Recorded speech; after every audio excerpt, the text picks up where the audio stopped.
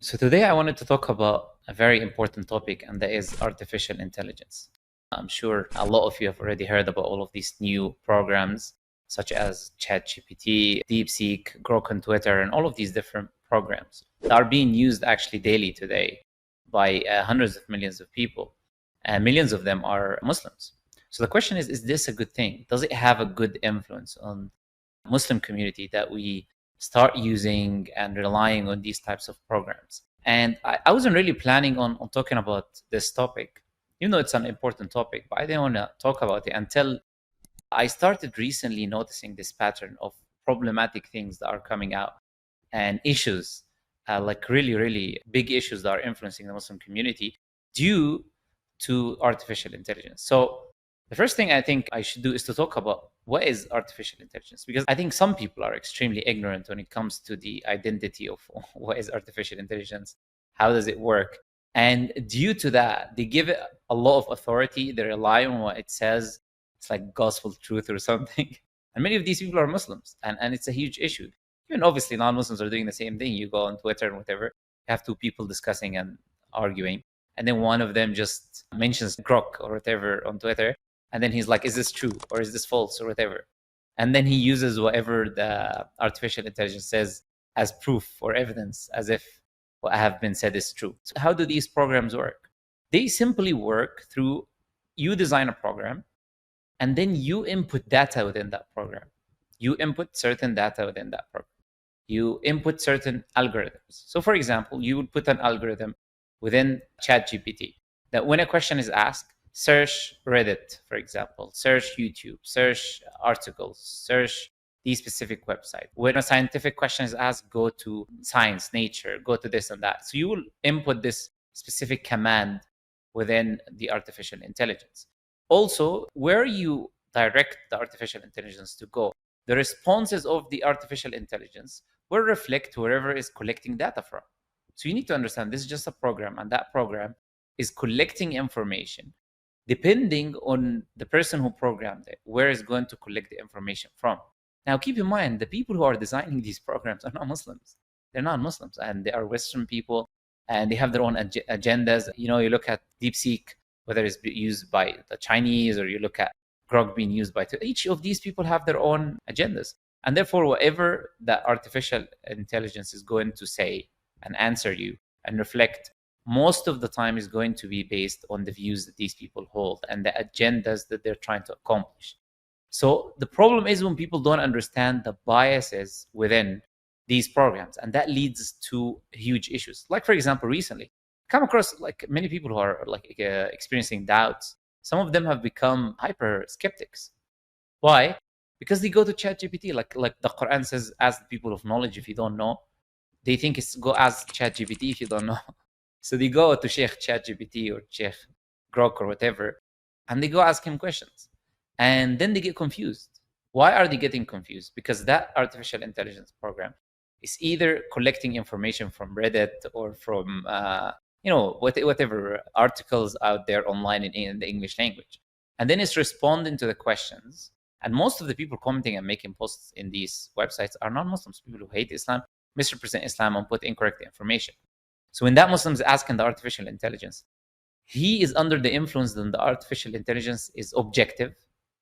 You know, it's not biased, it's objective, and it's going to give me the right answer, and it's done, research in every book on planet Earth or something. And even in the Arab world, I've seen, sadly, some YouTubers are like relying on ChatGPT, and they're supposed to be Muslim YouTubers.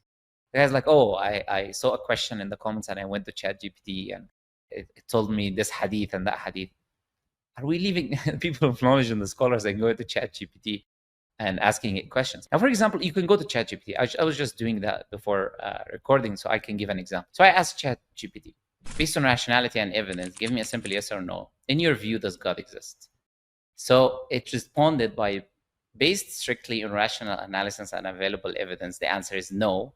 There is no conclusive evidence that God exists. It gives you an answer, a very atheistic answer, obviously. So the person who's programming this is programming it in an atheistic, naturalistic way. What's the proof of that? The proof of that is the next question I asked. What is your source for this claim? So then it says great questions. And then it starts listing what? Number one, scientific method and empiricism. when the question of God is not even a scientific question. So it's an atheistic worldview. Scientism, in a way, it's using science to disprove the existence of God. And it says observable, testable, and repeatable. Who said that God is like atoms that you're going to put under a microscope or something? Why are you using an incorrect method? And then it says naturalism and the burden of proof. So whose method is naturalism? Naturalism is an atheistic method. It's an atheistic ideology. So when you look at these programs, you need to understand that people programming these things are atheists. They're not, Muslims. So it's going to collect data from sources which are non-Muslim sources most of the time. So as a Muslim, you cannot go to a program like this and rely on it for Islamic questions. That is the most idiotic thing you could possibly do. Like, for example, I asked it, is there scientific errors in the Quran? It was like, yes, there's scientific errors in the Quran. And then it went to talk about sun setting in a muddy spring. You all know all of this nonsense, which we've responded to 100 million times. But because it relies on non-Muslims, articles, Reddit, all of this nonsense, it comes back with a response reflecting whatever information it found online, or based on the person who programs it and inserts information into it, in which case this information is not going to be supportive of our views as Muslims. So the question is, should Muslims be using artificial intelligence? We're going to answer that in a bit, but should Muslims be asking religious questions to artificial intelligence? The answer is absolutely not. We should not be doing that. Now, not only do you have this problem of biases, which is based on data input into the artificial intelligence, but you also have a bigger problem. And that bigger problem is what? Is the fact that it cannot differentiate the context of the person asking the question. What does that mean? I'll give an example in the Islamic tradition. So in the Islamic tradition, for example, have someone coming to one of the Sahaba, whether it was either Abdullah ibn Abbas or Abdullah ibn Mas'ud, and then he was asked, can I kiss my wife while I'm fasting? So we know that intercourse breaks your fast. But can you kiss your wife while you are fasting or not? So he gave an answer to the person who was asking him, no. And then another person came and asked the same question. Then he said to him, yes. Now, so he gave now two different answers to the same exact question. And why? Is based on the context of the person asking the question. Now, ChatGPT does not ask you a question, collect information, and know your context before it gives you an answer. Now, why did the companion give two different answers to the same question? Because one of them was an old man. So he can control his desire. That kiss that he can do while he's fasting is not going to lead him to doing intercourse, which can break his fast, which is a major sin. Now, the other person asking was young. So if he kisses his wife, maybe that will awaken his desire. Maybe it will lead him to do intercourse, which will break his fast. So looking at the context here, different contexts. This person is old, this person is young, this person has more control over his desires, this person doesn't. It's the same question, but the answers are drastically different. So we need to understand the context of the person. Where are they at? So they're asking the question. You need to understand things gradually. You cannot just respond and give them answers like this. So you cannot rely on ChatGPT when it comes to Islamic knowledge and Islamic questions. You need to ask the people of knowledge, the scholars, the people of knowledge. You go to these people and you ask them about Islamic questions. Now, I mentioned like one issue, which is the bias as a negative thing in artificial intelligence, but there are other issues. So for example, you need to understand that there is data collection taking place. Whenever you speak with artificial intelligence or whatever, it collects your data. Sometimes if you upload pictures, it will store your pictures, etc. And nobody reads the privacy statements or whatever and usage of data because it's massive articles and they make it like this so nobody reads it. So you need to understand that your data is also being collected and is being used and sold. So you got to be aware of that when you're asking questions or uploading personal information or data or whatever it is. It's very important. Other things, for example, is the age of deception that we're living in today. Even it happens often during my live streams where people are suspecting that the people I'm talking to are either using ChatGPT or whatever artificial intelligence to get responses so they can continue the conversation. Sometimes the video itself or the audio, you don't even know if you're talking to a real person or ChatGPT.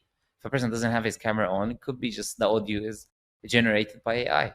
So now, and this is improving day by day. You're all seeing it. And people have been spreading all of these different audios of different scholars saying, look, the voice of the scholar, and then saying, I'm not the scholar, I'm just an artificial intelligence, to be aware of incorrect and fabricated voice notes and videos that are being widespread.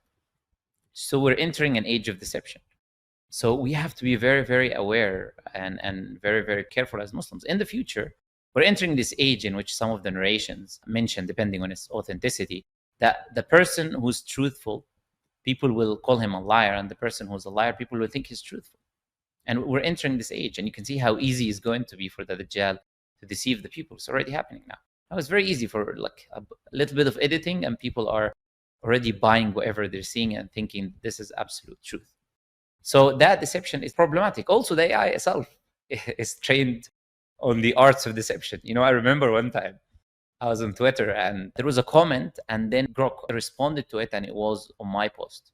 And then it referred to me as a controversial figure that is not objective or something to that effect. Then I asked Grok, where are you bringing this information from? So it showed me some random Reddit post that is made by an atheist that is, depressed after he had a conversation with me and he hated his life. So he went and he made a post on Reddit. So it used that as a source to say I'm not objective or whatever, or I'm controversial, which is crazy.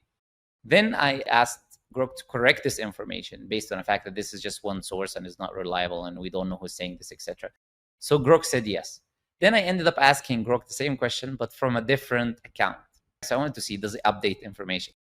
So it did say to me, yes, we have updated information. You go to the other account, it gives you the same exact answer that I gave you before. So it's being trained on deception. That's why sometimes you get it to apologize, you get it to say that it's wrong, you get it to do ridiculous things, because these are programs in the end, and depending on what they're programming them to do. If they're programming them to agree with you, they will agree with you, even if it's a lie. If they're programming them to disagree with you, they will disagree with you. So you need to understand these are just programs. They're not authority, not things we can use and rely on their answers. Now, most importantly, one of the biggest issues that are coming very soon from AI is control. And remember what I said to you about context, because they're already using artificial intelligence in YouTube, for example, to detect certain words that are being said that are not appropriate or whatever. And because artificial intelligence doesn't understand context, it can flag a video, it can remove a video, it can strike your channel, and that can be a huge issue.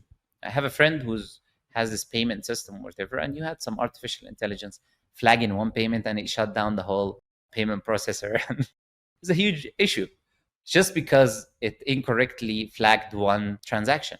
This artificial intelligence now is being used more often. So now it's replacing people. Now it's going to replace a lot of people in the future, especially in the electronic spaces. Now, when it does look at the future, what kind of future are we expecting? Now, imagine, we can enter our houses. Imagine they put for each building or each house or the grocery store or the bank or any government institution, they just put this facial recognition thing that is based on AI, and they give you points as a citizen. And if you are being a good citizen, you can enter these specific locations. If you're not being a good citizen, you're not going to be able to. Each house has one of these systems that locks your house, and then you can be locked in your house, because we can know this is already being used in the cars and Tesla and whatever you guys already know.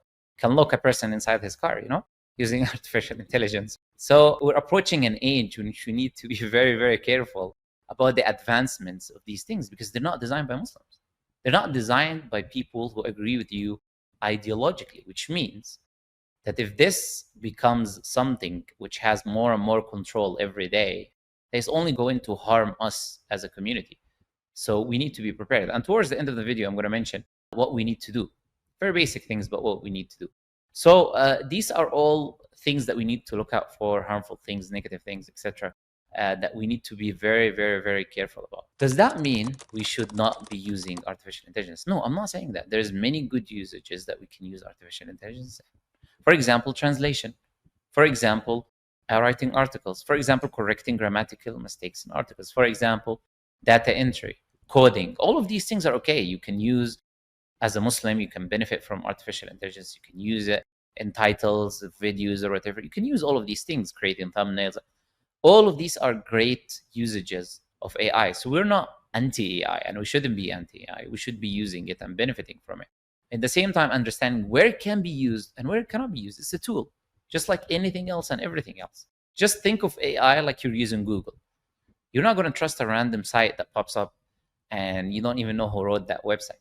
Just think of AI the same, because it relies on all of these different websites to collect information. So always keep that in mind, that it is not a reliable thing for you to go ask medical advice from, or for you to go ask religious advice from, the very specialized fields.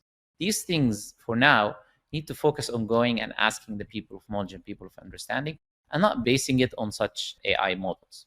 So what should we do as Muslims? What is the thing that we should be doing? The first thing we should be doing is this timeless rule in the Quran.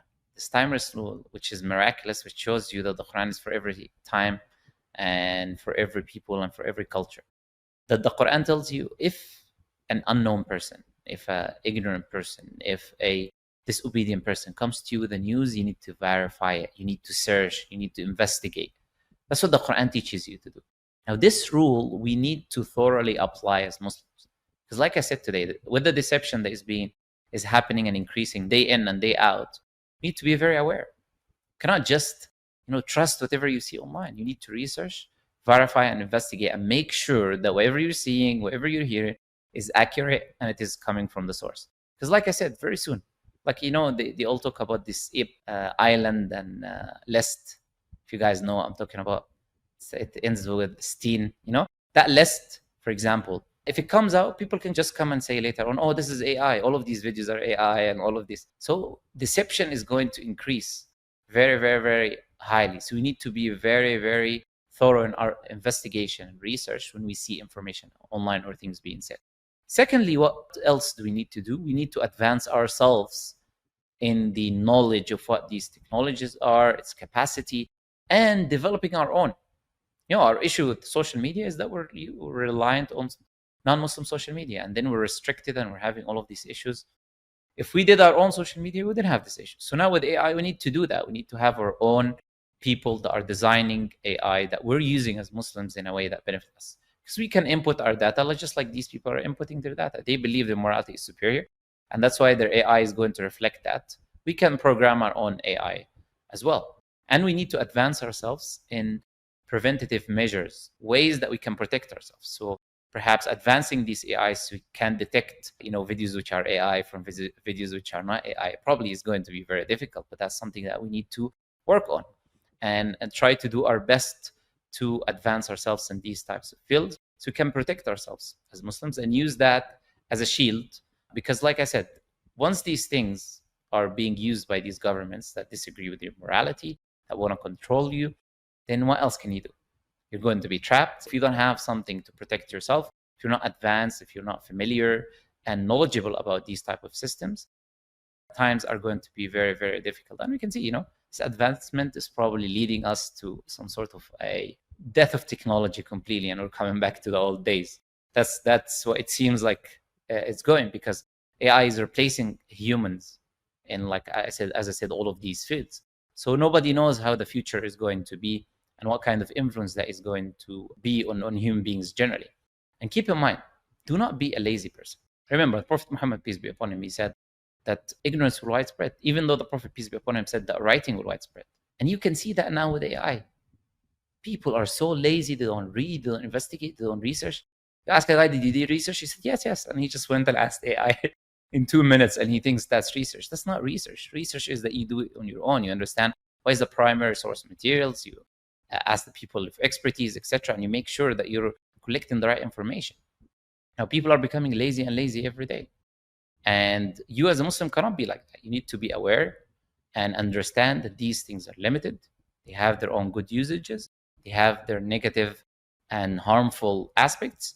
And you need to be in the middle as Muslims, use it as a tool in the things in which it can benefit you, and then become more knowledgeable, advance yourself, and protect yourself from any harms possible. All right, brothers and sisters, inshallah, hopefully that is a beneficial reminder for all of us.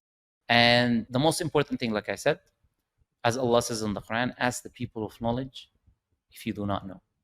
يا دعاة رب السماء يا من صنعتم في الأرض نورا يا قلوبا فيها الوفاء بشركم اليوم السرور